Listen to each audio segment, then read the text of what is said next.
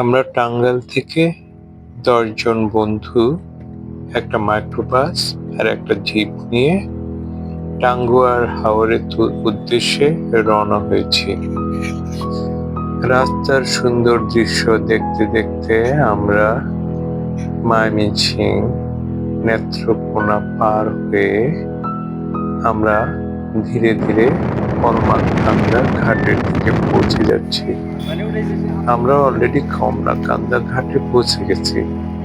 এখানে আমাদের গাড়ি আর ড্রাইভারকে রেখে আমরা এখান থেকে স্পিড বোটে ট্যাকের হাট যাব। ট্যাকের হাটে আমাদের একটি হাউস বোট ভাড়া করা আছে, আর আগে থেকেই আমাদের এই দুইটা স্পিড বোটও ভাড়া করা ছিল।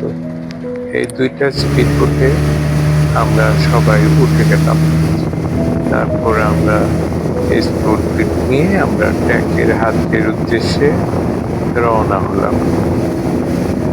সামনে একটা স্পিড বোট দেখা যায়, ওটাতেও আমাদের লোকজন আছে, বন্ধু বান্ধব আছে। আমরা দুইটা স্পিড বোটে আমরা ট্যাকের হাটের উদ্দেশ্যে অর্থাৎ টাঙ্গুয়ার হাওরে আমরা রওনা হয়েছি। আমরা স্পিড বোটে উঠে কিছু ফলমূল নিয়ে উঠছিলাম। সেখানে আমরা ফলমূল খাচ্ছি, তারপর পেয়ারা খাচ্ছি, আর চারিদিকের মনোরম দৃশ্য দেখতে যাচ্ছি। কি অপূর্ব! এখানে না আসলে আপনারা বুঝতেও পারবেন না যে এটা কত সুন্দর লাগে। এই জার্নিটা ছিল আমাদের কাছে একটা চমৎকার ব্যাপার। আমরা সব নৌকা, তারপরে অন্য বোটগুলিকে পিছনে ফেলে এগিয়ে যাচ্ছি। আর